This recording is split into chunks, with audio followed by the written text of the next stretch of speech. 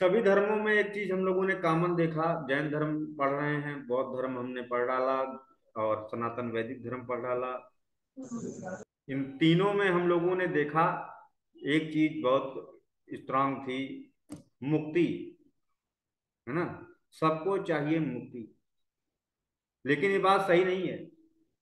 अभी मान लो कि कोई आ जाए ना सामने, कोई बंदा है, वो तो अपना पूजा पाठ कर रहा है, उससे पूछा जाए तुम्हारा क्या टारगेट है, तो कहेगा कि हमें चाहिए मुक्ति। और अगर वहीं पर भगवान आ जाए, भगवान सामने बैठे हो, है ना, जैसे हम तुमसे बात कर रहे हैं ऐसे ही बात कर रहे हो, पूछ कहें कि ये बताओ कि तुमको मुक्त कर दें अभी, बोलो तुमको मैं अभी तुरंत मुक्त किए देता हूं, तो बताओ कितने लोग होंगे जो कहें हाँ हाँ प्रभु मुक्त कर दो? एक भी नहीं। हो सकता है एक आध बिल्ला करोड़ों में कह दे हाँ मुक्त कर दो। कोई मुक्ति नहीं मांगेगा, तब डर जाएगा वो वहीं पर, है ना, वहीं पर वो डर जाएगा कि अरे अभी तो हमें, अरे अच्छा भगवान ऐसा करो, मेरी मुक्ति थोड़ा सा टाल दो, अभी मत दो, देना बाद में। अभी हम अपने बच्चे की शादी कर लें और अपने पैरों पे खड़ा हो जाए, और तब, है ना, उसके बाद जब भगवान कहे ठीक है चलो, अब जब वो उनका बच्चा बड़ा हो गया, अब उसके बाद शादी भी हो गई, अब भगवान फिर से आए और कहें कि चलो ठीक है अब चलते हैं चलो, है ना, अब तुम्हें मुक्त कर दें, तब कहेगा नहीं अभी तो हमारे नाती देख लूं, मेरी एक इच्छा थी कि नाती देख लेता हूं तब मरेंगे, है ना। मतलब कोई मुक्ति सच में नहीं चाहता, वो सिर्फ सुना है कि मुक्ति कोनो चीज होती है और उसी के पीछे वो भागता है। उसको मुक्ति नहीं चाहिए होती, है ना। ये सत्य बात है, कोई नहीं खत्म होना चाहता। और जो मुक्ति होती है ना, मुक्ति का मतलब ये होता है कि कंप्लीट आइडेंटिटी का क्या हो जाना, खत्म हो जाना। जैसे आप लोग हैं, आप लोग सतयुग में भी थे, त्रेता में भी थे, द्वापर में भी थे, और अभी कलयुग में भी हैं, है ना, आगे भी रहेंगे। कृष्ण ने क्या कहा था अर्जुन से कि ऐसा नहीं कि ये जो राजागण हैं ये पहले नहीं थे, तू या नहीं था या मैं नहीं था, है ना, बस तुम भूल गए हो और ये राजा लोग भूल गए हैं कि तुम लोग पहले भी थे, लेकिन मुझे याद है कि मैं पहले भी था, है ना, आज भी हूं। तो ये चीज होती है। तो यानी कि आप पहले थे, तो हो सकता है चिड़िया बने हों, हो सकता है शेर बने हों, हो सकता है मगरमच्छ बने हों। महात्मा बुद्ध ने भी जब उनको ज्ञान प्राप्ति हुई थी, तब उन्होंने अपने बहुत सारे जन्म देखे। जब भी किसी को ज्ञान प्राप्त होगा, तो ज्ञान प्राप्ति की स्टार्टिंग ही यहीं से होती है कि आपको आपके पिछले जन्म याद आने शुरू हो जाएंगे, कई सारे जन्म खुलते चले जाएंगे।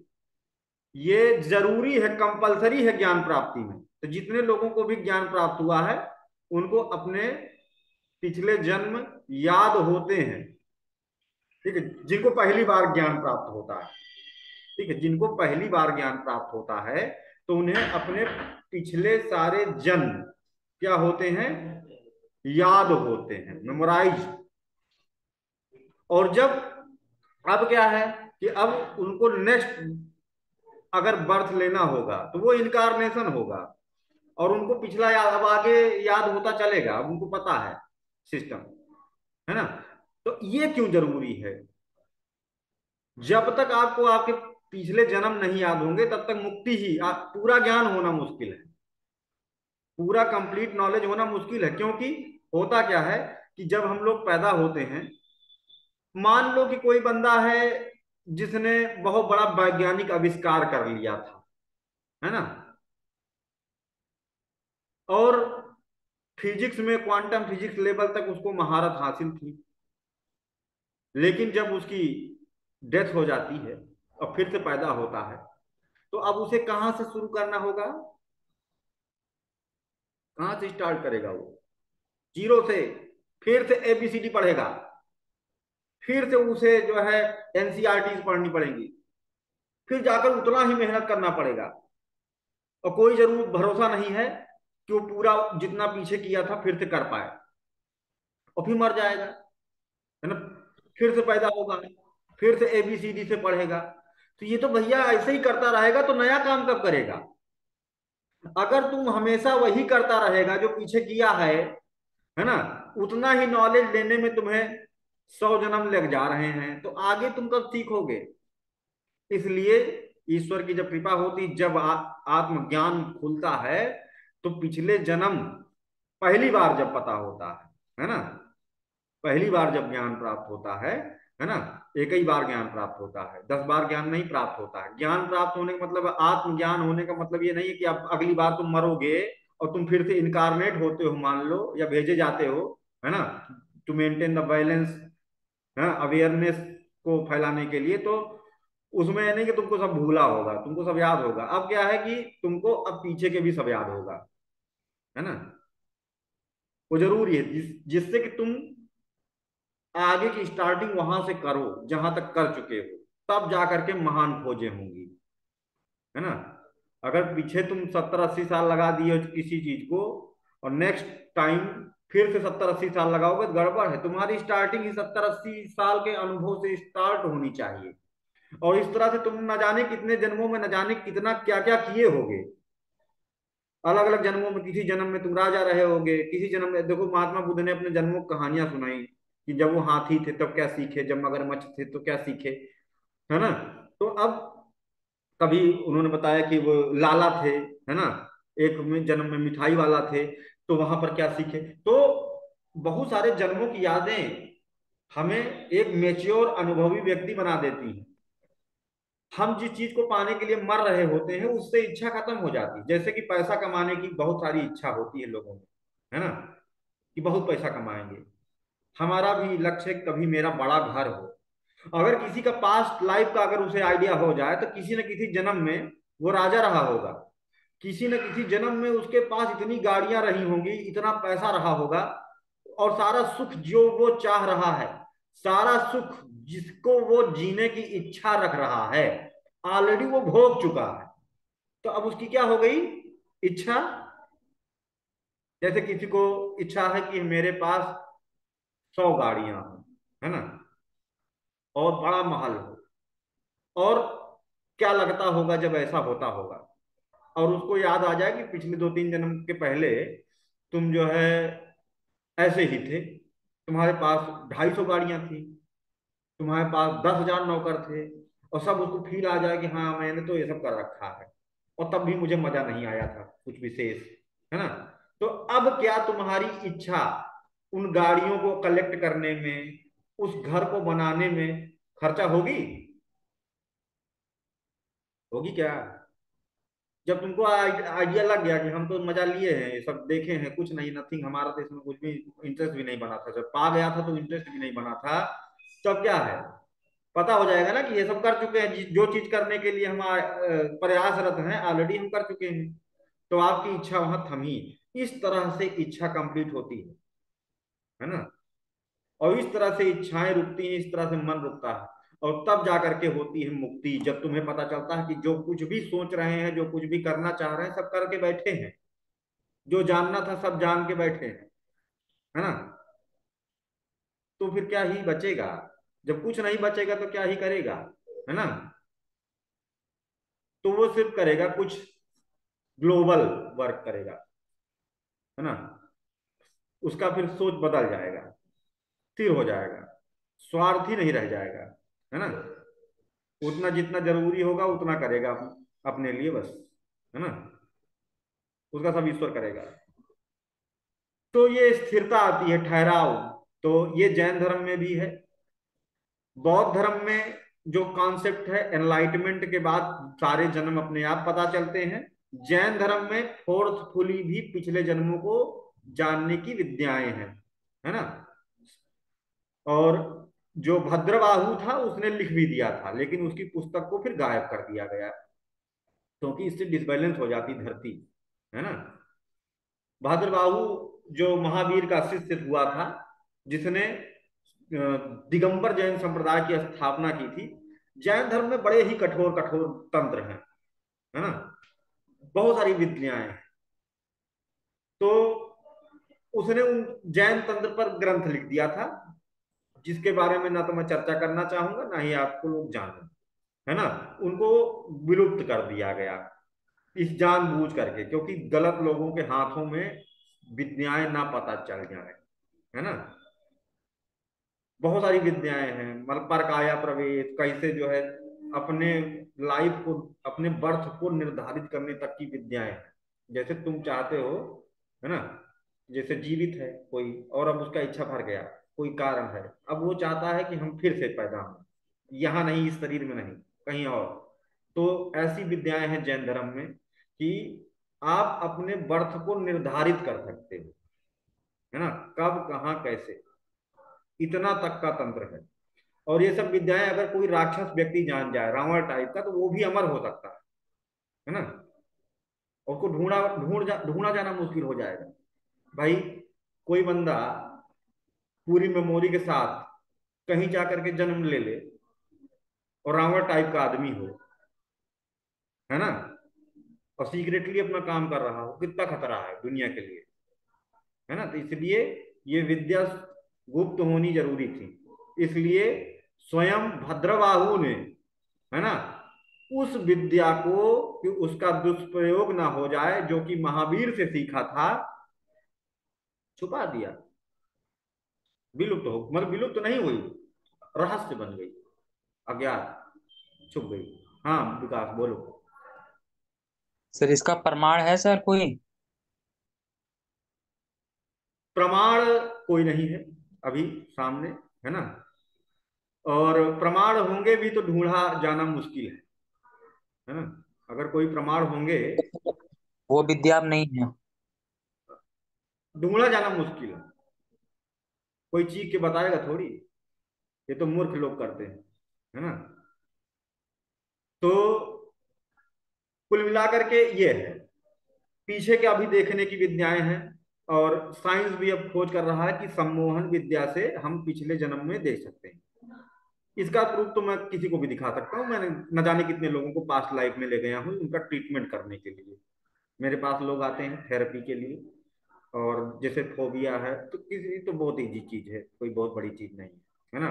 पास्ट लाइफ में लोगों को भेजा जा सकता है, जाते हैं जहां पर उनके साथ कुछ हादसा हुआ होता है किसी जन्म में, तो उनके दिमाग में छवि बन गई होती है ना, ऊंचाई से डर, और किसी को आग से डर, किसी को सांप का डर, किसी को भूत का डर, ये सब चीजें खत्म होती। तो हिप्नोथेरेपी भी एक माध्यम है जिससे कि पास्ट लाइफ में देखा जा सकता है, लेकिन वो वापस आने पर भूल जाती है ये चीज, या फिर भुलाया जाना भी जरूरी होता है। अभी ये जो क्लिनिकल हिप्नोथेरेपी है ये बहुत छोटे लेवल पर है, जैन तंत्र बहुत ऊपर लेवल पर है ना। उसमें न जाने किस जन्म के रहस्य खोले जा सकते हैं, है ना। तो इन तंत्रों को छुपा दिया गया, जैन तंत्र विलुप्त है। बौद्ध धर्म के जो तंत्र हैं, जिसमें क्या कहते हैं वज्रयान, है ना, वो नहीं छुपाया गया।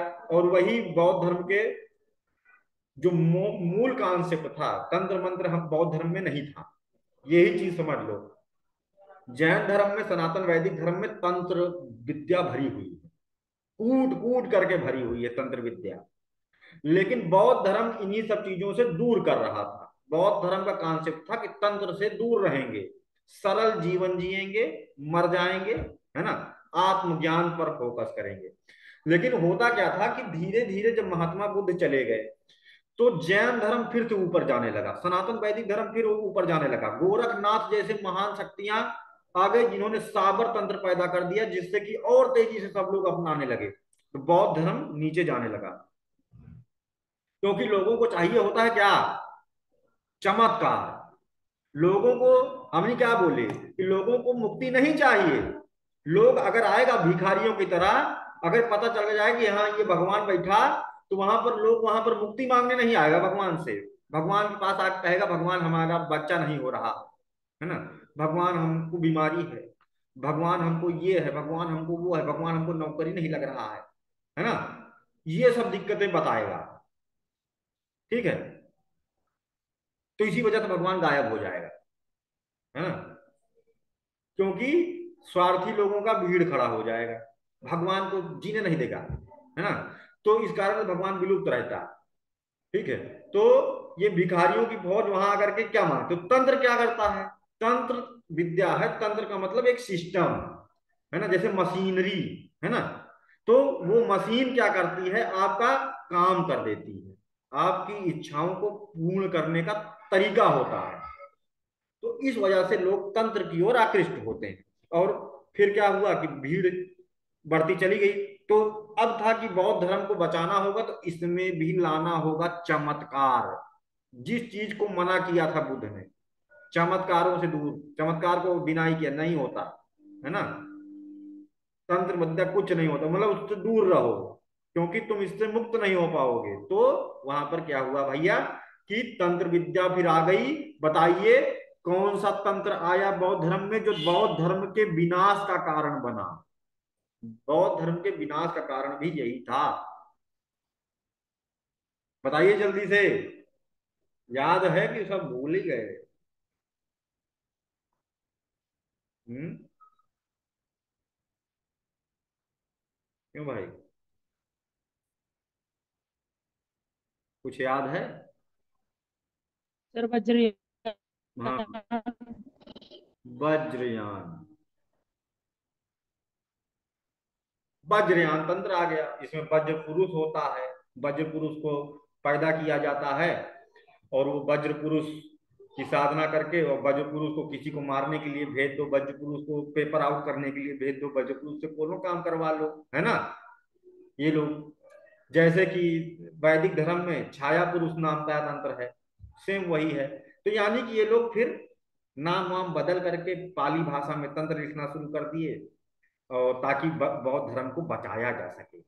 तो बौद्ध धर्म तो बचा रहा गया, लेकिन अब वो बौद्ध धर्म नहीं बचा रह गया जो कि महात्मा बुद्ध ने शुरू किया था, है ना। अब वो बौद्ध धर्म है जिसमें फेंगसुई का इस्तेमाल किया जा रहा है ना। अब वो बौद्ध धर्म है जिसमें महात्मा बुद्ध को चमत्कारी और देवता स्वरूप मानने लगा है, महायान, है ना। जिसमें बोधिसत्व की संकल्पना उसी प्रकार से लाई गई जिस तरह से हिंदू धर्म में देवता हैं, है ना। सब वही। तो बचा क्या रह गया, मूल कॉन्सेप्ट, मूल अवधारणा तो समाप्त हो गई। तो वज्रयान ने किस तरह से बौद्ध धर्म को क्षति पहुंचाई, इस पर मेंस में क्वेश्चन लिखने के लिए आता है। अगर तुम लोग को हर चीज एकदम मेच्योरिटी के लेवल पर पता होगी, जब लिखोगे तो उसमें भार दिखाई देगा अलग सा, है ना, बढ़िया नंबर पाओ। मेंस कोई रोक नहीं पाएगा। पूरी बातें अगर सुनते समझते चलोगे तो गजब का लिखोगे, मजेदार लिखोगे, है ना। 20% भी याद रह गया बातें तब भी, है ना। तो अब हम लोग आ जाते हैं इधर, जहां तक पर हम लोगों ने छोड़ा था। किसी को यहाँ तक कोई बात, कंपैरेटिव एनालिसिस किए अभी हम लोग, सनातन वैदिक धर्म, जैन धर्म और बौद्ध धर्म में समानता। तो हमने तांत्रिक समानता देखी, चमत्कार भी देख लिए, और रिबर्थ के बारे में देख लिया, है ना, कि तीनों में है। कॉमन चीजें क्या क्या थी वो चीज हम लोगों ने इसमें देख लिया। ठीक है, अब बताइए किसी को कोई डाउट हो, कोई चीज हो, यहाँ तक पूछ लीजिए, फिर आगे हम लोग बढ़ते हैं जहां से हम लोगों ने जैन धर्म में छोड़ा था।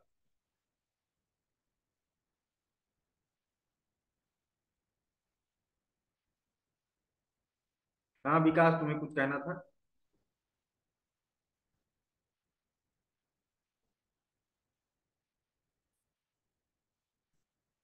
जैन साहित्य पढ़ लिए थे। हाँ, जैन साहित्य संस्कृत भाषा में और प्राकृतिक भाषा मिलते हैं। जो सबसे पुराने वाले जैन साहित्य हैं, आगम तंत्र, प्राकृतिक भाषा में एवं संस्कृत भाषा में देखने को मिलते हैं। ठीक है, जो बाद वाले थे वो संस्कृत भाषा में, और जो प्राचीन वाले थे, शुरुआती भाषा थी प्राकृत, है ना। प्राकृत भाषा को स्वयं ऋषभदेव ने पैदा किया था। प्राकृत उनकी बेटी के नाम था, और उन्हीं के नाम पर उन्होंने एक स्क्रिप्ट पैदा की थी, है ना। प्राकृत और ब्राह्मी दो बेटियां थी ऋषभदेव की, जो प्रथम जैन तीर्थंकर थे। और समय के साथ में तीर्थंकरों की हाइट कम होती चली गई। पहले तीर्थंकर कितना बताया था, मतलब पहला तीर्थंकर कितना बड़े थे, है ना, 10 बांस के बराबर, है ना, 10 बांस के बराबर पहले तीर्थंकर की हाइट बताया गया। फिर धीरे धीरे हाइट कम होती गई, है ना, और महावीर तक आते आते 3.5 हाथ की हो गई। ये बात पर बहुत सारे लोग जैन धर्म पर हंसाव करते हैं, कटाक्ष करते हैं, है ना, कि ये तो एकदम मूर्खता वाली बात है, हंसी हंसने वाली बात है, ऐसा तो संभव नहीं है। इसी बात से पता चल जाता है कि जैन धर्म झूठ बातों पर टिका हुआ है ना। तो उनका ज्ञान कम है। अगर उठा करके देखें वैदिक धर्म के भी, तो उसमें भी हमें मिलता है बहुत सारी घटनाएं, है ना, जिसमें कि सतयुग में एक राजा की लड़की को शादी करने के लिए वो ब्रह्मा जी से पूछने चले गए, वहां कुछ मिनट रहे तो पता चला यहाँ कई युग बीत गए, तो टाइम का रिलेटिव मोशन भी देखने को मिल गया। ठीक है, आइंस्टाइन की रिलेटिविटी का जो सिद्धांत था वो भी इसमें पुष्ट हो गया कि अलग अलग जगह पर अलग अलग टाइम चलता है। वापस आए तो यहाँ पर द्वापर चल रहा था, कृष्ण के भाई बलराम जी से, बलराऊ भैया से उनकी शादी करा दी गई। उनकी हाइट बहुत ज्यादा थी, तो बलदाऊ ने वो अपना हल रख करके जादू से उनको ठोक के नीचे अपने से छोटा हाइट का बनाया। तो सतयुग में सबकी हाइट ज्यादा होती है, फिर धीरे धीरे हाइट कम होती जाती है, कलयुग तक छोटी होती जाती है, और कहा जाता है कि कलयुग के अंत तक इंसान की हाइट इतनी छोटी हो जाएगी, है ना, कि लग्गी से बैगन तोड़ेगा। एक दिन ऐसा आएगा, लग्गी से बैगन तोड़ेगा, यानी बैगन का पेड़ भी बड़ा होगा तुमसे, है ना। नहीं, ऐसा नहीं है, होगा क्या कि बैगन भी छोटा हो जाएगा, पता किसी को नहीं चलेगा कि हम छोटे हो रहे हैं, ये भी जान लो। अब इसका साइंटिफिक कॉन्सेप्ट मैं बताता हूँ, वैज्ञानिक कारण क्या है कि जो जैन धर्म में तीर्थंकरों के बारे में और वैदिक धर्म में भी बताया गया है कि सतयुग में हाइट ज्यादा होती है, त्रेता में फिर उससे कम, फिर उससे कम। सतयुग में लोग भी ऐसे ही 10-12 बांस के बराबर हुआ करते थे, है ना। जब हमारा पृथ्वी शुरुआत में बना था, है ना, या फिर जो भी तारा भी शुरुआत में बना होता है, बनता है, ज्योग्राफी में भी पढ़ोगे, है ना, और प्रूव्ड थियरी है ये, तो उसका जो रेडियस होता है बहुत ज्यादा होता है। जब रेडियस बहुत ज्यादा होता है तो उसकी ग्रेविटी कम होती है। जैसे जैसे कोई तारा या कोई प्लेनेट समय बीतता जाता है, ठंडा होता जाता है, समय बीतता जाएगा, ठंडा होता जाएगा, और गोल गोल घूमने से सेंट्रीपेटल फोर्स जनरेट होगा, जिससे वो चीजें और तेजी से सिकुड़ती जाएंगी। तो समय के साथ में जो ग्रह हैं वो सिकुड़ते जाते हैं, सिकुड़ते जाते हैं, सिकुड़ते जाते हैं, सिकुड़ते जाते हैं। अभी भी पृथ्वी सिकुड़ रही है, तुम्हें पता नहीं, है ना। तारा भी सिकुड़ रहा है, पता नहीं। यही सिकुड़ते सिकुड़ते तारा क्या हो जाता है, ब्लैक होल बन जाता है, एक एटम के बराबर तक सिकुड़ जाता है, एटम से भी छोटा सिकुड़ जाता है तारा। इतना विशाल तारा एटम के बराबर हो जाता है, सिकुड़ते सिकुड़ते सिकुड़ते, और उसकी ग्रेविटी क्या। सर हाँ, सिकुड़ने का मतलब क्या सर, समझे नहीं। सिकुड़ना नहीं जानते हो, मतलब सिकुड़ना। अर्थ कैसे सिकुड़ेगा सर, अर्थ मतलब कैसे सिकुड़ेगा, वो समझ नहीं आ रहा है। मतलब आपने बोला होल बन जाएगा वो, मतलब जो ब्लैक मतलब। अर्थ जैसे सिकुड़ने का मतलब, पहले अर्थ इतनी बड़ी है मान लो, तो कुछ समय के बाद इतनी हो जाएगी, फिर कुछ दिन बाद इतनी, फिर कुछ दिन बाद इतनी, फिर कुछ दिन बाद इतनी, ऐसे ऐसे होती जाएगी। नीचे का मैग्मा ठंडा होता जाएगा, पृथ्वी और सिकुड़ेगी, मैग्मा और ठंडा होगा, पृथ्वी और सिकुड़ेगी। गोल घूम रही है, इस वजह से जब गोल चक्कर करते हैं तो बीच की ओर भारी धातुएं नीचे की ओर बैठती हैं, और मिल मिल करके दूसरी भारी धातुओं में तब्दील हो जाती हैं। तो मास बढ़ता जाता है और रेडियस कम होती जाती है। न्यूटन ने भी ये सिद्धांत प्रतिपादित किया था, यहां से चोरी करके ले गए थे न्यूटन, है ना। ये सब चोर हैं, सब यहाँ पहले से था, है ना। तो बता रहा हूँ कैसे।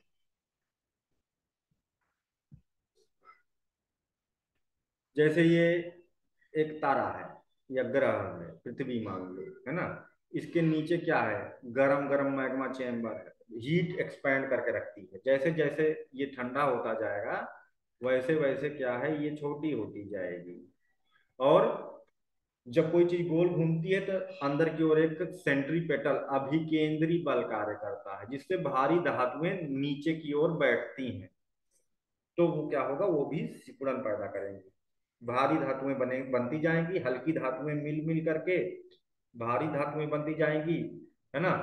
हाइड्रोजन हीलियम बन जाएगा, हीलियम कार्बन बन जाएगा, कार्बन ऑक्सीजन बन जाएगा, ऑक्सीजन है ना सिलिकॉन बन जाएगा, सिलिकॉन इसी तरह से आयरन, एल्युमिनियम, एल्युमिनियम आयरन, फिर जा करके यूरेनियम तक भारी धातुएं बनती चली जाएंगी, है ना। तो एटम की साइज तो उतनी रहेगी लेकिन भार ज्यादा रहेगा, मास ज्यादा रहेगा। तो क्या होगा कि यानी कि कोई भी ग्रह समय के साथ सिकुड़ता जाता है, सिकुड़ता जाता है, सिकुड़ता जाता है, और उसका द्रव्यमान क्या होता जाता है, मास गेन करता जाता है। जैसे रुई है, फूली हुई रुई है, अब उसको इसे दबा दो, कंप्रेस कर दो, गोली बना दो, तब भारी हो जाएगी ना। किसी को मारोगे तो लगेगी पैसा, है ना।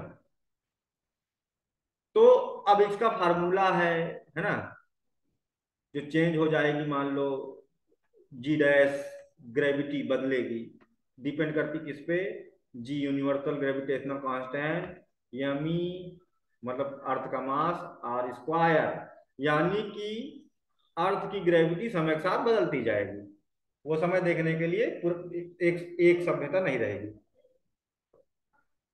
ये सब वही देख सकता है जो सब समय रहा हो, है ना। रहा तो सब कोई है जिसको याद हो, है ना। तो यानी कि यहां से क्या पड़ता है कि gravity directly proportional to the mass, यानी द्रव्यमान बढ़ेगा तो ग्रेविटी बढ़ेगी। उसी हिसाब से आर स्क्वायर, यानी कि त्रिज्या घटेगी, त्रिज्या घटेगी तो स्क्वायर में ग्रेविटी बढ़ेगी, और ग्रेविटी बढ़ेगी, ठीक है। यानी कि समय के साथ पृथ्वी कैसी होती जा रही, सिकुड़ सिकुड़ करके छोटी होती जा रही। सभ्यताएं पूरी तरह से डिस्ट्रॉय हो जाती हैं, इस कारण से कुछ ही लोग बचे रह जाते हैं, है ना, जो रीस्टार्टिंग करते हैं। तो इसलिए कोई पुरानी सभ्यता वाला होता नहीं है कि जो कुछ बता सके। ये जो इतिहासकार खोजते हैं कि मानव सभ्यता 5,000 साल पुरानी, गधे हैं, है ना। अभी कुछ दिन पहले मानव का अवशेष अवशेष पाया गया जो कि कितना साल पुराना है, 60,000 साल पुराना है। इसी तरह कुछ दिन बाद खोजा जाएगा कि मानव का अवशेष जो 1.5 लाख साल पुराना है ना। तो ऐसी चीजें होती हैं। बहुत ज्यादा पुराना होता है तो हड्डी वड्डी सब गल जाती है, सब खत्म हो जाती है, पता भी नहीं चल पाएगा कि कब मानव सभ्यता थी, कितनी पुरानी। ये चीजें हैं। तो यानी कि पृथ्वी का गुरुत्वाकर्षण बढ़ता जाएगा, इसी तरह से तारों का गुरुत्वाकर्षण बढ़ता जाएगा, ग्रेविटी बढ़ती जाएगी। ग्रेविटी हमारे शरीर को अफेक्ट करती है, हमारी ग्रोथ को डिसाइड करती है। शुरुआत में जब पृथ्वी बहुत बड़ी थी तो इसकी ग्रेविटी कम थी, ठीक है। तो अब पेड़ भी बहुत बड़े बड़े होंगे, है ना, वृक्ष भी बहुत बड़े बड़े होंगे, क्योंकि अब वृक्ष ज्यादा हाइट तक गेन कर सकेंगे, और आप इंसान की भी हाइट ज्यादा होगी, जानवरों की भी हाइट ज्यादा होगी, डायनासोर जैसा जानवर होगा, है ना, बड़ा बड़ा। क्यों, ग्रेविटी क्या है, कम है। तो वो बड़ा जानवर, जानवर का हाइट ज्यादा बड़ा होगा। समय के साथ में, है ना, जैसे जैसे पृथ्वी छोटी होती जाएगी, शरीर पर, विकास पर इंटरनली प्रभाव पड़ेगा, है ना। हमारा जो शरीर है उस गुरुत्वाकर्षण के प्रभाव के कारण एक निश्चित ऊंचाई तक ही ग्रहण कर सकता है, उससे लंबे हम नहीं हो सकते, ठीक है। तो जैसे जैसे पृथ्वी सिकुड़ती गई, है ना, पहले पृथ्वी भी बहुत बड़ी तो मानव भी बहुत बड़ा, है ना। तो ऋषभ देव की हाइट ज्यादा थी, सतयुग में जो बातें बताई गई उन सब की हाइट बहुत ज्यादा थी, ग्रंथों में जो लिखा गया। दोनों धर्म में पुष्टि है इस बात की, क्योंकि ये दोनों ही एकमात्र दो ऐसे धर्म हैं जो कि अनादिकाल से चले आ रहे हैं, जिनका इतिहास लाखों साल पुराना है। बाकी बौद्ध धर्म का इतिहास लाखों साल पुराना नहीं है। महात्मा बुद्ध ने स्टार्ट किया था 589 BC, कोई बहुत ज्यादा थोड़ी है ना, बहुत ज्यादा नहीं पुराना। कलयुग में ही तो शुरू हुआ। इस्लाम भी कलयुग में ही तो शुरू हुआ। ईसा मसीह, है ना, 180, है ना, एकदम सब करीब का ही है ये सब। इन धर्मों में बहुत पुरानी बातों की जानकारी बिल्कुल नहीं होगी। लेकिन जैन धर्म, जो कि बहुत पुराना है ना, और सनातन वैदिक धर्म, जिसका तो कोई कब स्टार्ट हुआ पता ही नहीं है, इनमें ही ये बातें पता चल पाएंगी, जो कि हाईली साइंटिफिक है ना, अति वैज्ञानिक है। समझ नहीं, जानकारी नहीं लोगों को, बस यही दिक्कत है। तो हाइट, समय के साथ में पृथ्वी सिकुड़ेगी और लोग भी छोटे होते जाएंगे, और सभी छोटे छोटे रहेंगे, तो पता ही नहीं चलेगा कि हम छोटे होते जा रहे हैं, है ना। इसी तरह से आज के 10,000 साल बाद, है ना, 50,000 साल बाद मानव इतना बड़ा होगा, छोटा होगा, पृथ्वी भी काफी छोटी होगी, लेकिन तब भी मानव को या किसी को भी एहसास नहीं हो पाएगा कि हम इतने छोटे, जैसे हम लोग वाकई में बहुत छोटे हैं, है ना, लेकिन हमको कहाँ एहसास हो रहा। मतलब भविष्य का मानव इतना छोटा होगा कि तुम जेबा में रख लो, पॉकेट में रख लो उस मानव को। भविष्य का मानव पॉकेट में रख लो आप, इतना छोटा होगा। लेकिन ये तुम सोच रहे हो। इसी तरह से अगर मान लो, है ना, अगर मान लो ऋषभ देव अपने छात्रों को पढ़ा रहे होते, है ना, तो वो यही कह रहे होते कि आने तुम लोग इतने लंबे हो, आने वाले भविष्य में मानव कितना होगा, मात्र 3.5 हाथ का, कि तुम उसे अपने जेब में रख लो। क्योंकि 3.5 हाथ का मानव भी उनके लिए उतना ही है जितना भविष्य में 3 बीता का मानव होगा। इतो छोटा सा मानव जिसको झोला में डाल लो, है ना। और उन लोगों को तुम बताओगे कि हम लोग इतने बड़े थे जितना हम लोग की अभी हाइट है, तो वो बिलीव नहीं करने वाले, है ना, नहीं देखेंगे।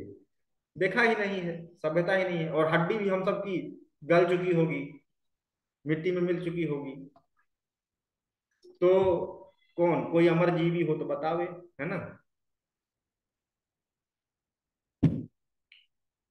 तो ये सब क्या है भैया, वैज्ञानिक है ना, झूठ बातें नहीं।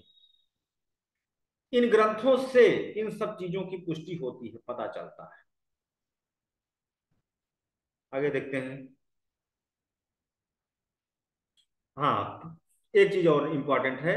एकदम शुरू के जो इंडिया इंडिया के जो ग्रंथ लिखे गए थे, अर्धमगधी भाषा में लिखे गए थे। बाद में फिर प्राकृत, फिर उसके बाद में जो है सौरसेनी। सौरसेनी क्या है, मथुरा में चलती थी, है ना। संस्कृत, कन्नड़ और बहुत सारी भाषाओं में फिर जैन तंत्र लिखे गए। जैन साहित्यों को आगम कहा जाता है। इनमें अंगों की संख्या कितनी है ये इंपॉर्टेंट है। 12 अंग हैं, 12 उपांग हैं, 10 प्राकीण हैं। यह रट के रखना। सूत्रों की संख्या कितनी है, 6 है ना। और एक नंदी सूत्र है। ज्यादा पूछा जाता है अंग कितने हैं, 12। 12 याद रखना बस, है ना। आगम ग्रंथों की रचना किसने करी, श्वेतांबर संप्रदाय के आचार्यों ने, यानी कि स्थूल भद्र ने की थी। स्थूल भद्र ने की थी। आचारंग सूत्र को कहा जाता है कॉन्स्टिट्यूशन। जैन धर्म का संविधान कहा जाता है।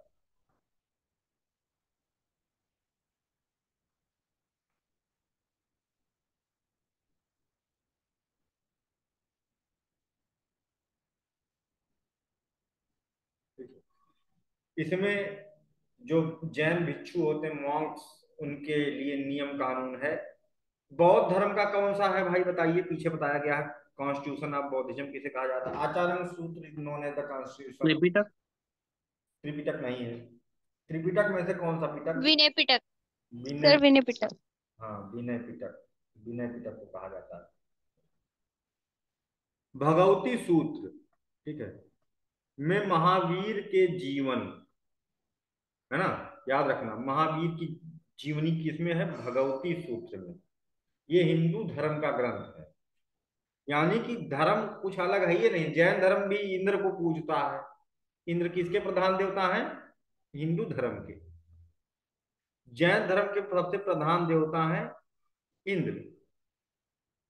और सनातन वैदिक धर्म का भी यज्ञ का में जो है जिनको बड़ा माना जाता है ना, इंद्र, देवताओं का राजा इंद्र, है ना। तो महावीर का जीवन, है ना, भगवती सूत्र में है। जबकि ये है क्या कहते हैं, देवी दुर्गा से संबंधित है ना, हिंदू धर्म का ग्रंथ है। न्याय धम्म कहा सूत्र इंपॉर्टेंट है, पूछा गया है इसमें। ये क्या है, ये है compilation of the teaching of, teaching of Mahavira. Mahavir Swami की 24वें तीर्थंकर महावीर स्वामी की शिक्षाएं हैं न्याय धम्म कहा सूत्र में। ये भी पेपर में पूछा गया है यूपीएससी में। उपासक दशाओं किस धर्म का ग्रंथ है, जैन। ये सही उत्तर था, ठीक है। इसमें क्या है, हूण शासक तोरमाण। हूणों का सबसे शक्तिशाली शासक हुआ था तोरमाण, हूण, है ना, जो कि मतलब जैन धर्म से एसोसिएटेड था, है ना। उवासक दशाओं, तो उसमें भी वर्णन है भद्रबाहु चरित।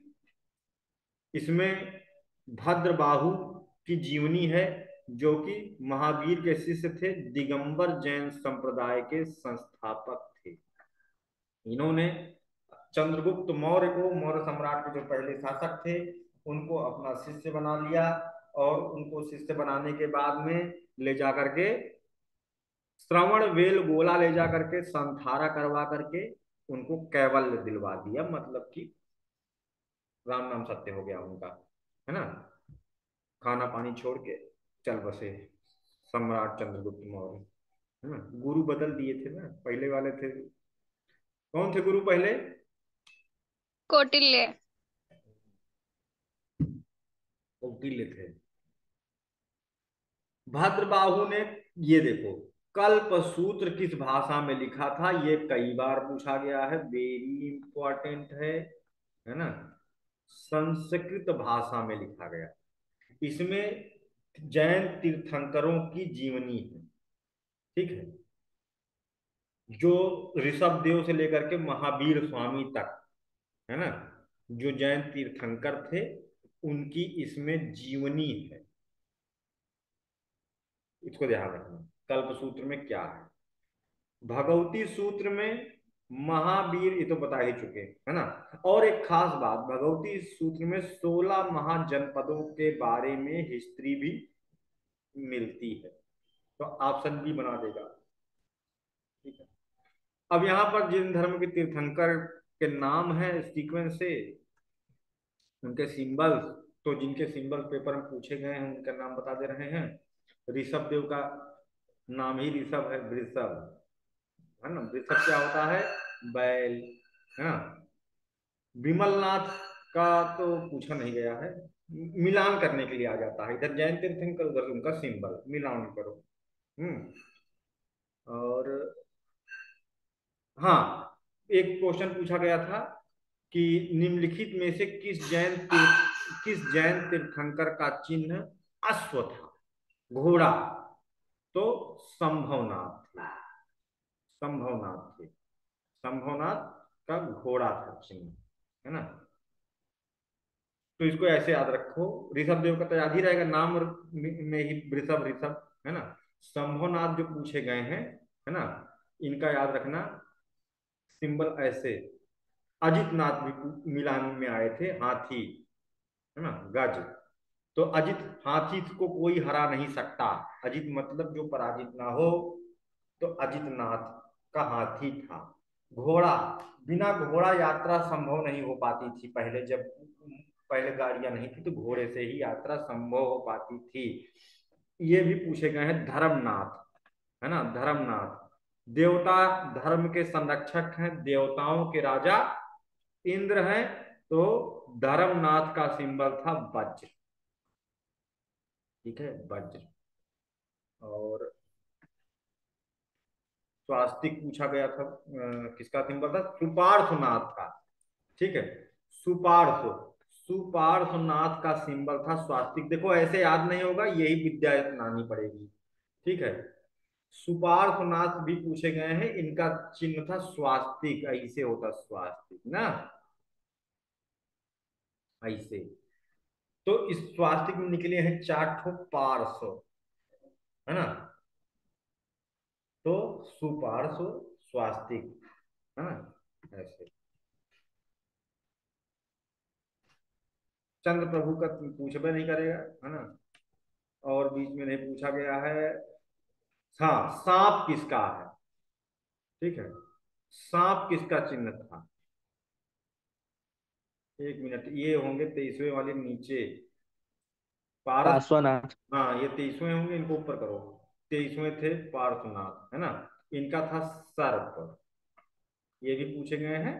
और महावीर स्वामी का चिन्ह था सिंह। इतने ही पूछे गए हैं, है ना।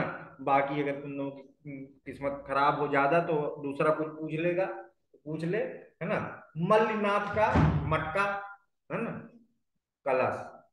मल्लीनाथ का मटका, कलश। तो हमको लगता है अब तुम लोग इस वाला नेमोनिक्स जो बताए हैं इससे सही उत्तर कर ले जाओगे। याद हो गया होगा, है ना। जैसे हम आपसे कहें कि ये बताओ, संभवनाथ का कौन सा चिन्ह है? अश्व। हैं? अश्व। घोड़ा। हाँ, बहुत बढ़िया संस्कार। और हम कहें कि अजितनाथ का? हाथी। वाह, है ना। ये देखो टेक्निक होती, ऐसे ही याद होता भैया, वो रटने उठने वाला तो काम नहीं होगा, है ना। और कलसा, मटका होता है ना इसे।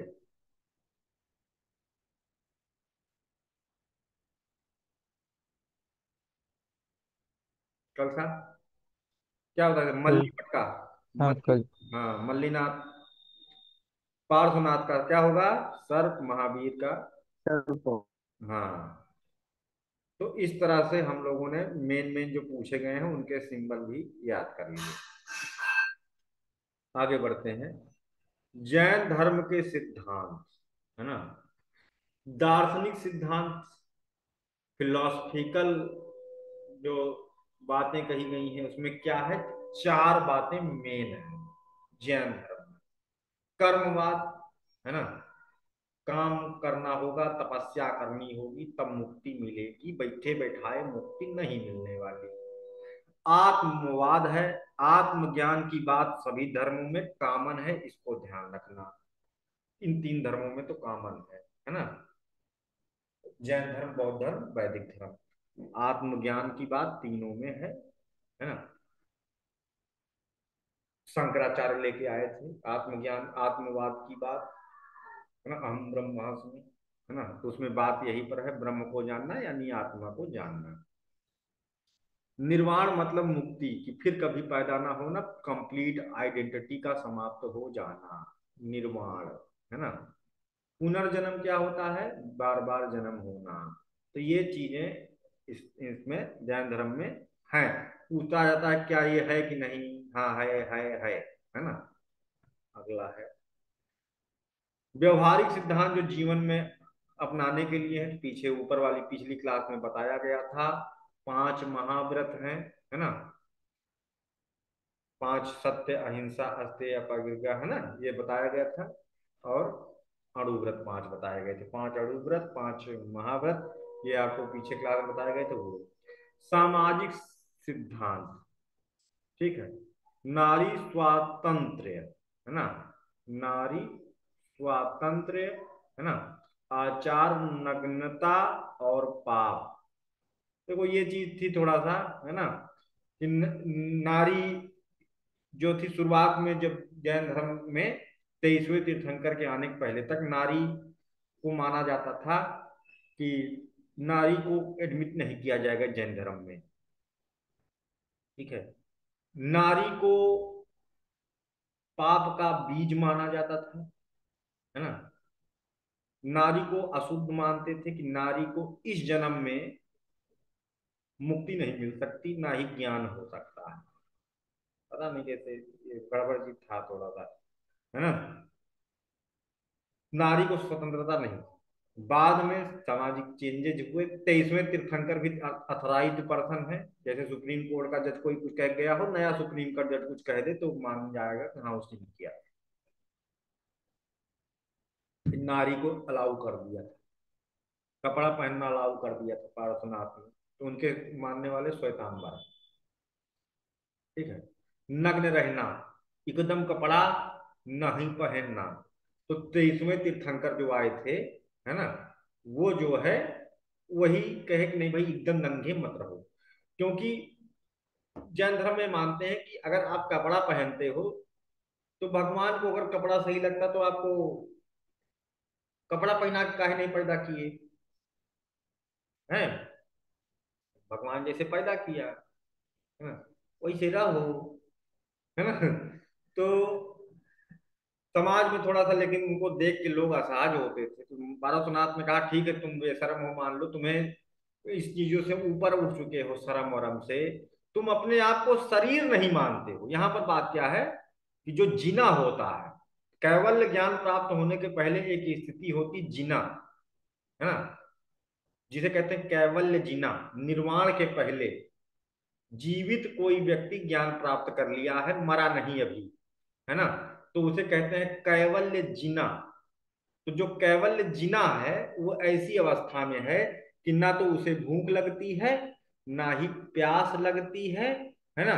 खाना पानी की जरूरत नहीं होती फिर उसे, ना खाना खाएगा ना पानी पिएगा, है ना। कैवल्य जीना, ना उसे गर्मी लगेगी ना उसे ठंडी लगेगी, इन सब चीजों से मुक्त हो चुका होता है। तो उसका शरीर दिखाई दे रहा होता है, बस वो है नहीं। एक तपस्वी की स्थिति है, बहुत बड़ी तपस्या की स्थिति है, बहुत बड़े स्तर मेहनत तपस्या के बाद। तो वो अपने आप को शरीर मानता ही नहीं, है ना। तो वो पूरा आत्मा हो चुका है। तो अब यहाँ पर वो नग्न रहे, उसे कोई फर्क नहीं पड़ता, उसको शर्म नहीं। लेकिन यहाँ पर जो 23वें तीर्थंकर ने कहा ठीक है, लेकिन जो लोग जैन नहीं है, मान लो बुद्ध हैं और दूसरे धर्म के हैं, वो लोग की बहू बेटियों के साथ अपने निकल रहे हैं बाजार में, तुम भी निकले हो नंगे धड़ंगे, तो वो लोग कैसे मुंह छुपाते हैं। बड़ा खराब लगता है कि हमारी वजह से उनको शर्म आ जाता है कि एक बाप अपनी बेटी के साथ निकल रहा हो, तो उधर ही से जैन साधु चला आ रहा हो नंगा नंगा, है ना। तो बाप को शर्म आएगी, बेटी को शर्म आएगी, क्या ही होगा भाई, है ना। बड़ा अजीब लगेगा, है ना। तो कम से कम उनके ऊपर दया करो, इसलिए पहन लो, है ना।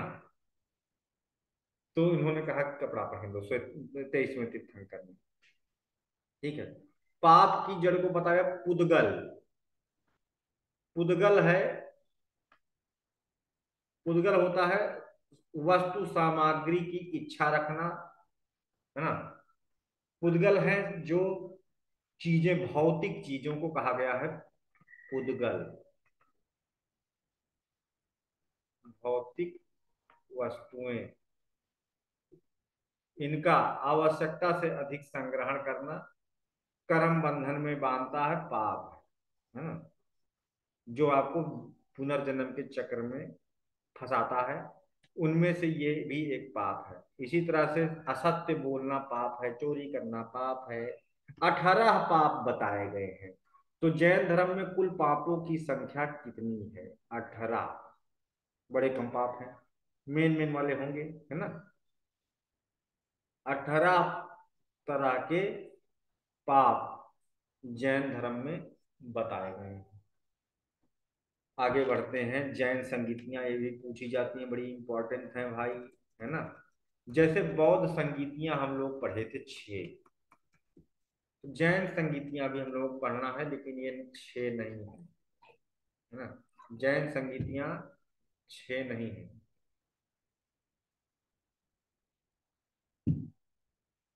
यह केवल 2 आसान है। 2 ही जैन संगीतियां हुई। जैन धर्म सबसे ज्यादा किसके समय में फैला? महावीर स्वामी के। अरे पॉपुलेशन भी तो होनी चाहिए।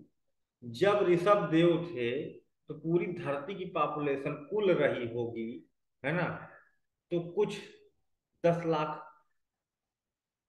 बस, है ना, पूरे धरती की पॉपुलेशन।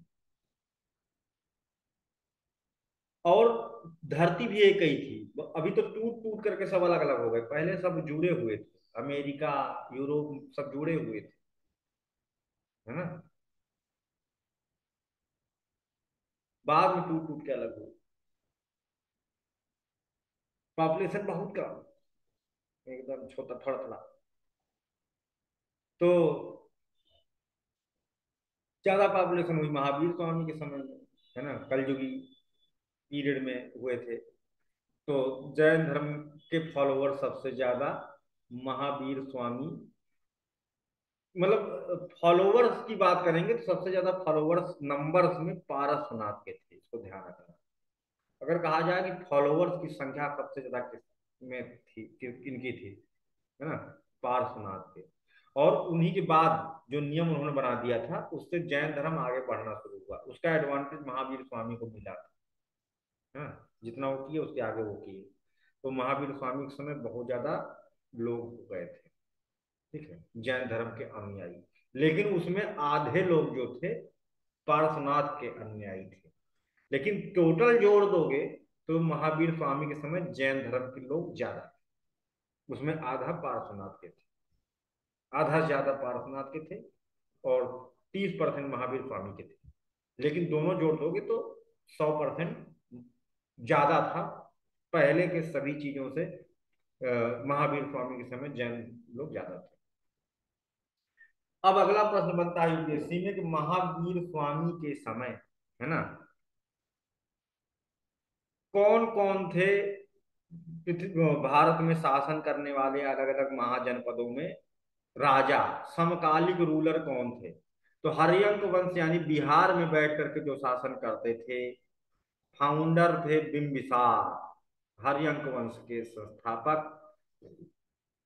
जो चाइल्डहुड फ्रेंड थे किसके, बचपन के यार थे, किसके थे भाई?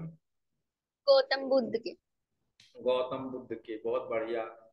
और गौतम बुद्ध ने, है ना, जो गौतम बुद्ध थे ये बिंबिसार, सॉरी, महावीर स्वामी थे बिंबिसार के रिलेटिव थे, क्या लगते थे?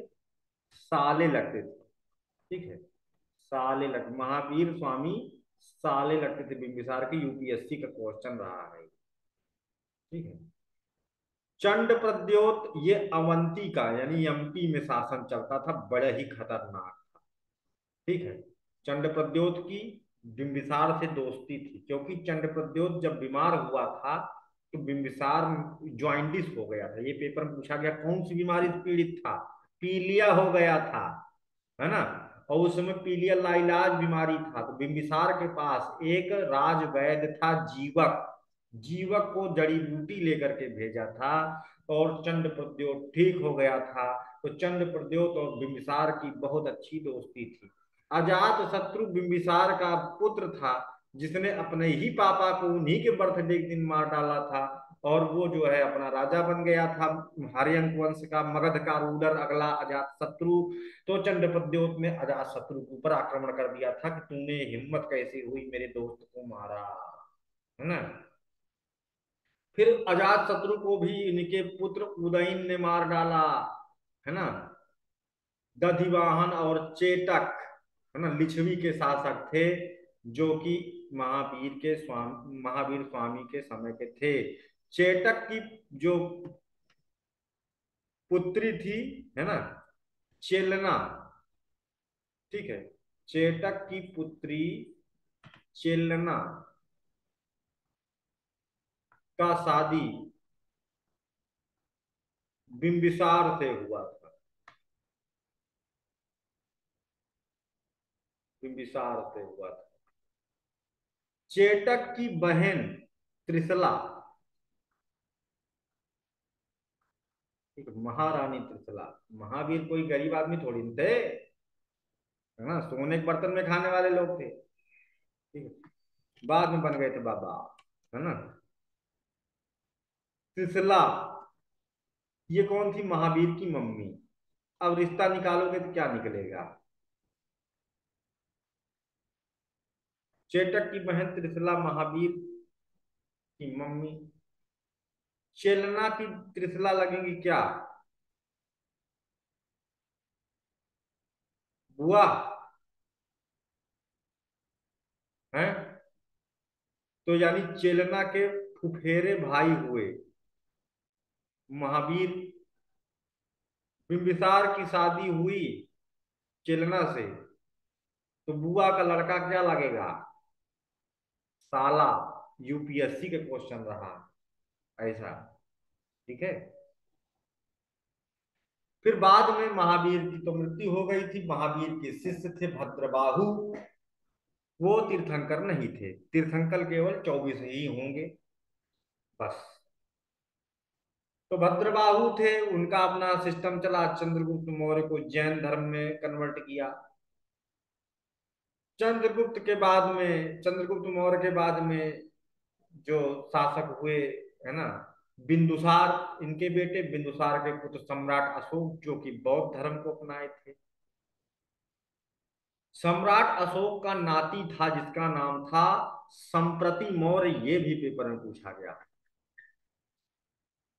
ये जैन धर्म को उसी तरह से फैलाया था जिस तरह से सम्राट अशोक ने बौद्ध धर्म को फैलाया था। संप्रति मौर्य जैन शासक था, श्वेतांबर जैन संप्रदाय का अनुयायी था, और ये प्रण लिया था कि प्रतिदिन ये जो है रात में खाना तभी खाता था जब इसे ये न्यूज मिल जाती थी कि आज एक नया जैन मंदिर बना दिया गया। इतने जैन मंदिर इसने बनवाए थे। ठीक है। रोज डेली जैन मंदिर बनवाता था, इसके बारे में ऐसा कहा जाता है। मैं इसकी पुष्टि नहीं करता भाई कि बात सही है कि झूठे में लिखवा दिया हो राजा ने, लेकिन यही लिखा गया। इस कारण से संप्रति मौर्य को जैन अशोक के नाम से जाना जाता था। अगला ये बड़े मजेदार है। कलिंग के राजा, है ना, कलिंग मतलब उड़ीसा। कलिंग के राजा खारवेल बहुत लंबा समय तक इन्होंने उड़ीसा पर शासन किया, और ये जैन तंत्रों के भी जानकार थे खारवेल, है ना। खारवेल एक ऐसे राजा थे कि इनको हर कोई कूटता था। मतलब युद्ध तो होते ही रहते थे। जो भी खारवेल के ऊपर आक्रमण करता था उस व्यक्ति का वो आखिरी आक्रमण होता था। इतिहास गवाह है ना। उड़ीसा का राजा खारवेल, वो जैन था, वो किसी के ऊपर आक्रमण न करने की कसम खाया कि मैं किसी को नहीं मारूंगा। और अब उसके ऊपर कोई आक्रमण करता था खारवेल के ऊपर, है ना, तो वो उसका आखिरी आक्रमण होता था। खारवेल को ऊपर आक्रमण करने के बाद में उस राजा का हृदय परिवर्तित हो जाता था, बुद्धि घूम जाता था, वो राजपाट छोड़ करके बाबा बन जाता था। राजपाट छोड़ करके नहीं, मतलब बौद्ध धर्म ग्रहण कर लेता था, अहिंसक हो जाता था। और ये क्या करता था, इसकी एक गुफा है जिसका नाम है हाथी गुम्फा। हाथी गुम्फा में अभिलेख मिलते हैं कलिंग के साथ खारवेल के। तो कोई इसको मारता था तो जाकर के वहां लिख आता था कि मैंने कुछ नहीं किया था, तब भी, है ना, फलाने राजा ने मेरे राज्य के ऊपर आक्रमण किया, है ना, और इनका भला हो। ऐसा राजा था ये खारवेल, है ना। जैन था तो मारपीट नहीं करता था। संप्रति मौर्य भी किसी के ऊपर आक्रमण नहीं करता था। इसी कारण से संप्रति मौर्य के पहले से ही, इनके पिताजी के समय से ही मौर्य साम्राज्य टूटता चला गया, टूटता चला गया, क्योंकि लोग पता था कि ये जैन है, मारेगा ही नहीं, है ना, हिंसा ही नहीं करेगा, अलग हो जाओ, कोई दिक्कत नहीं, टैक्स ना दो, कुछ नहीं करेगा ये, है ना। इसीलिए जो है डंडा होना बहुत जरूरी है। कुटाई होनी जरूरी है दुष्टों की। तो ये कहां पर हाथी गुम था? इसने जैन साधुओं के लिए उदयागिरी पहाड़ी पर, है ना, जैन भिक्षुओं के लिए गुफा का निर्माण करा करके दान किया था। ये बात भी पेपर में पूछी गई है, यूपीएससी 2-3 बार पूछ चुका है। राष्ट्रकूट वंश जिसने मोनोलिथ आर्किटेक्चर यानी पहाड़ काट कर गुफा का, मंदिर या गुफाओं का निर्माण पहाड़ काट कर, जिसे कहते हैं मोनोलिथ आर्किटेक्चर, पॉपुलराइज किया था, उनका शासक था अमोघवर्ष, है ना, जो कि जैन धर्म का अनुयायी था। याद, ये भी पूछा गया। इसने ये भी पूछा गया है, रत्नमालिका नाम के ग्रंथ की रचना किसने की, अलग क्वेश्चन में। तो अमोघवर्ष जो कि जैन शासक था उसने की। ठीक है। अगली बड़ी इंपॉर्टेंट है, बहुत ज्यादा इंपॉर्टेंट है भाई, और ये इस बार पेपर में पूछी जा सकती है क्योंकि माननीय मोदी साहब ने इस प्रतिमा का पुनरुत्थान करवाया है, वहां पर विशाल मंदिर बनवाया है ना। गंग वंश के राजा राजमल चतुर्थ ने, यही पूछा जा सकता है किसने बनवाया था। गंग वंश के राजा, है ना, या इन्हें गंगा वंश भी कहते हैं, कि राजा राजमल चतुर्थ ने, इनके मंत्री, है ना, सेनापति चामुंड राय ने अपने सेनापति को काम दिया था, चामुंड राय को 974 में बाहुबली जी की गोमतेश्वर मूर्ति का निर्माण करवाया था श्रवण बेलगोला में, जो कि है कर्नाटक में।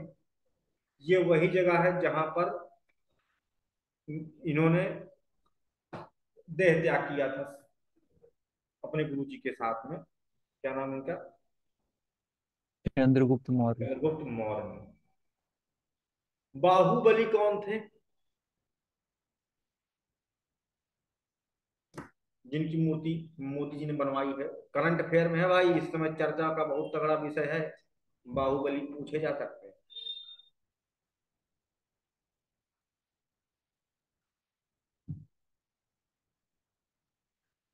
बाहुबली थे ऋषभ देव के पुत्र। ऋषभ देव।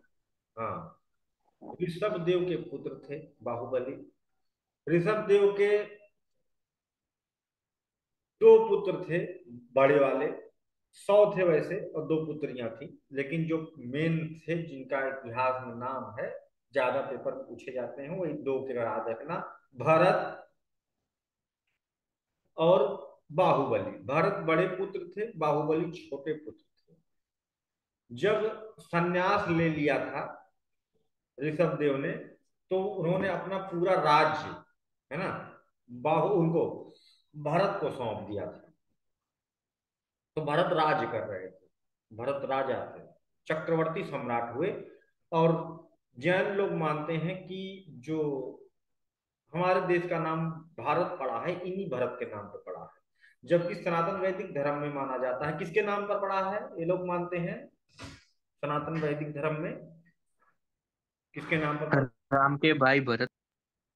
शकुंतला और दुष्यंत के बेटे के। राम के भाई भरत नहीं, शकुंतला और दुष्यंत के पुत्र भरत, है ना, अभिज्ञान शाकुंतलम वाले, है ना, भरत के नाम पर पड़ा है, ये वाली बात मानते हैं लोग, है ना। तो ये क्या किए कि बाहुबली को शुरुआत में मतलब गड़बड़ लगा, है ना, कि पूरा पूरा राज्य भरत चला रहे हैं, है ना। फिर क्या हुआ कि ये दोनों आपस में ही लड़ गए, बाहुबली और भरत में युद्ध हो गया। और ये युद्ध नहीं था कि सेना लेकर लड़ेंगे, पटकी पटका हुई थी, शक्ति सामर्थ्य की, कौन ज्यादा ताकतवर। और बाहुबली ने भरत को उठा उठा के पटका, उठा उठा के, ठीक है।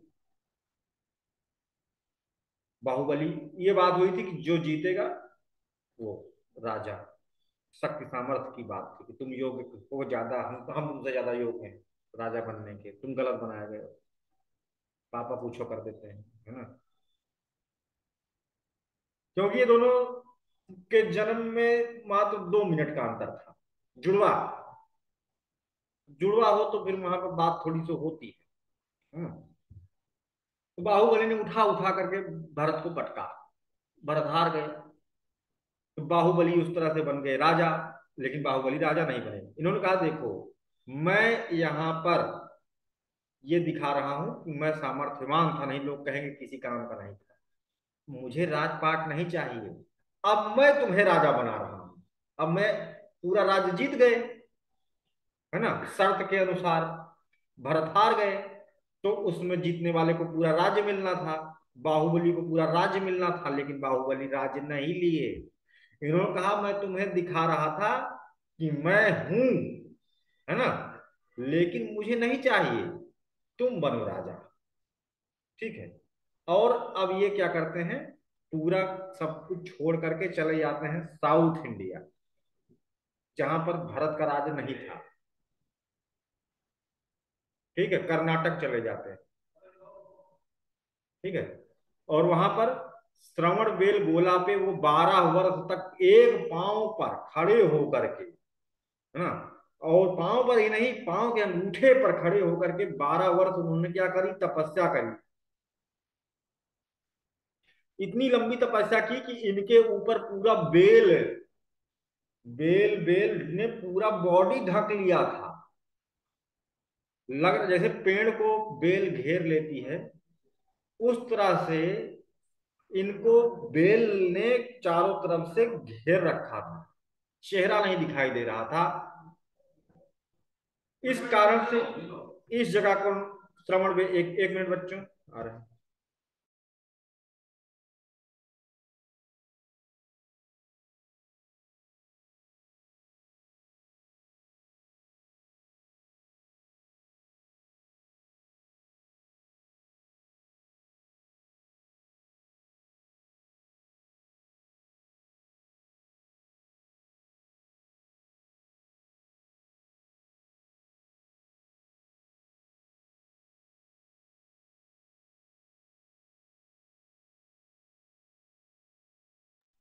हम्म।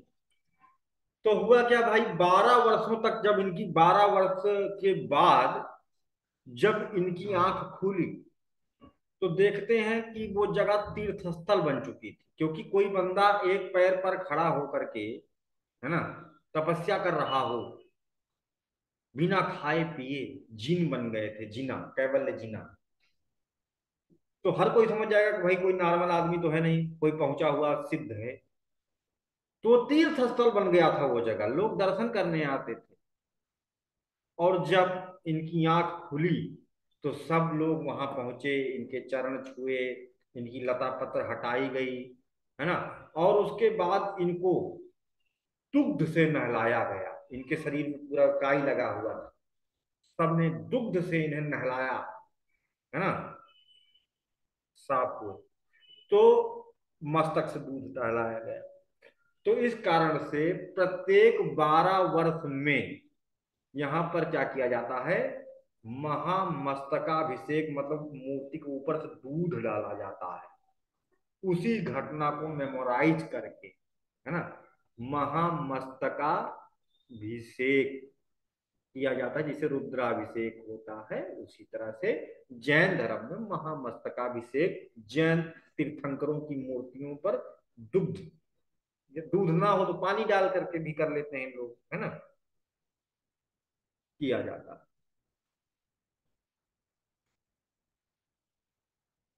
जैन धर्म में 2 सभाएं हुई। ठीक है। पहली है 322 ईसा पूर्व में पाटलिपुत्र में, जो करवाया था स्थूल भद्र ने। ठीक है, स्थूल भद्र ने करवाया था, जो कि श्वेतांबर संप्रदाय के संस्थापक माने जाते हैं। और इसी में विघटन हो गया था, क्योंकि ये इन्होंने कहा कि कपड़ा पहनेंगे, और वहीं पर जो भद्रबाहु था, है ना, उसने कहा कपड़ा नहीं पहनेंगे, और सभा को त्याग करके वो चले गए तिब्बत के पठार तपस्या करने, जहां पर घोर तपस्या करने के बाद में भद्रबाहु ने परकाया प्रवेश और बहुत तरह की विद्याएं, तंत्र विद्या की खोज कर डाली, है ना। कल्पसूत्र नाम का ग्रंथ लिख डाला, है ना।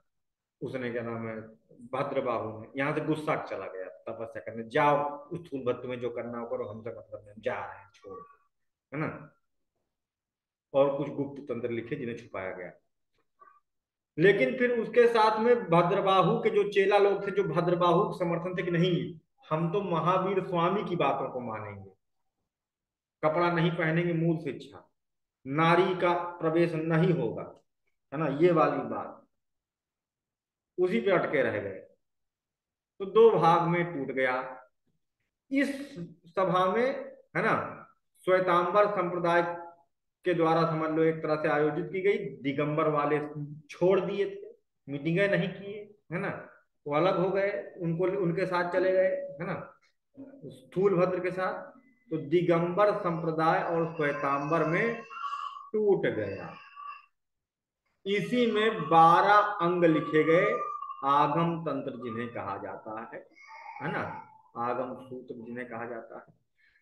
द्वितीय जैन संगीति, है ना, 513 बैक टू बैक हुई है ना, ईसवी में हुई, ईसा पूर्व, ये ईसा पूर्व है, ये बीसी है ना, सॉरी एडी है, इसको ध्यान रखना, वो बीसी है, ये ईडी है।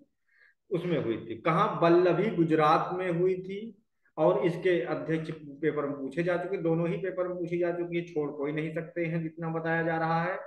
देवाराधि क्षमा श्रमण इसके अध्यक्ष थे, और इसमें कुल 11 अंगों को लिपिबद्ध किया गया, ठीक है, 11 अंगों को लिपिबद्ध किया गया, लिखा गया, और एक खत्म हो गया, गायब हो गया इसमें, ठीक है। इसको पढ़ाने की जरूरत नहीं है, प्रसिद्ध जैन मंदिर नोट्स में अभी मैं भेज दे रहा हूं, उसमें आप देख लेना, है ना। जैसे दिलवाड़ा जैन टेम्पल, ये कहाँ है, राजस्थान में है, राजस्थान माउंट आबू। माउंट आबू राजस्थान में है। किससे एसोसिएटेड है, ऋषभ देव से। यहाँ पर एक मंदिर का नाम है बीमल बसाही मंदिर है, जो ऋषभ देव को समर्पित है, दिलवाड़ा में, राजस्थान में, इसलिए इसे दिलवाड़ा जैन टेम्पल भी कहते हैं, दिगंबर जैनों का है ना।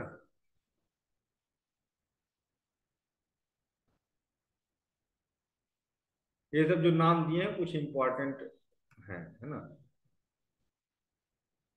वो जो मतभेद का कारण था मैंने अभी आपको बताया, कपड़ा पहने कि ना पहने, स्त्री को एंट्री दें कि ना दें, है ना, उसी कारण झगड़ा हो गया था।